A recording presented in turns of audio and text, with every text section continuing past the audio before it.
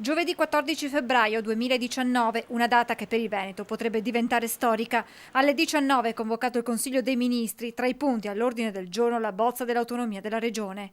La conferma è arrivata direttamente dal ministro Erika Stefani. Domani sera il Consiglio dei Ministri sarà un Consiglio dei Ministri molto importante, è la chiusura sicuramente della fase tecnica di questa lunghissima trattativa. Dunque con 24 ore d'anticipo il dossier arriva sul tavolo del governo, un documento che, stando ad alcune indiscrezioni, presenterebbe ancora dei nodi sui capitoli relativi a sanità, cultura, infrastrutture, ambiente. È già stato fatto presente da parte sia del Presidente Zaia che del Presidente Fontana, nonché di Bonaccini, che vi sono dei punti che se risolti porteranno alla firma. Occorre sciogliere questo nodo, sicuramente un nodo politico. Il passaggio in Consiglio dei Ministri di domani è fondamentale, siamo di fronte ad una riforma storica e come tutte le riforme storiche ha il suo giusto travaglio, ma noi siamo veneti, non ci fermiamo davanti a nulla, ha dichiarato il governatore Zaia, aggiungendo poi: Lega e 5 Stelle hanno sostenuto il referendum, sottoscritto l'autonomia nel contratto di governo e ribadito più volte che si farà. Sul piano tecnico c'è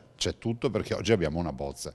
Ci sono dei punti sui quali non c'è ancora l'accordo, però io sono un inguaribile ottimista e penso che alla fine troveremo un accordo, anche perché non è una richiesta di Luca Zaia per quanto riguarda il Veneto, ma è una richiesta di 2.328.000 veneti. Rispetto al documento presentato dalla Regione ci sarebbero delle correzioni apportate dai ministeri chiave su più materie.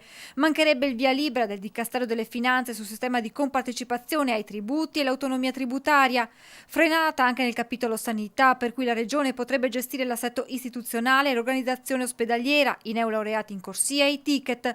Per quanto riguarda invece le infrastrutture, il no dell'esecutivo potrebbe arrivare per la regionalizzazione di linee ferroviarie locali e per il finanziamento del TPL. Correzioni che potrebbero mettere in discussione la stessa intesa. È scritto in Costituzione che una regione può chiedere le 23 materie. Ricordiamo ai cittadini che in Costituzione c'è addirittura l'elenco delle 23 materie.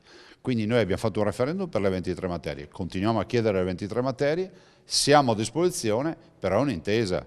Roma non deve prevaricare il Veneto non deve prevaricare Roma. Soluzioni anacquate ovviamente non ne sottoscrivo.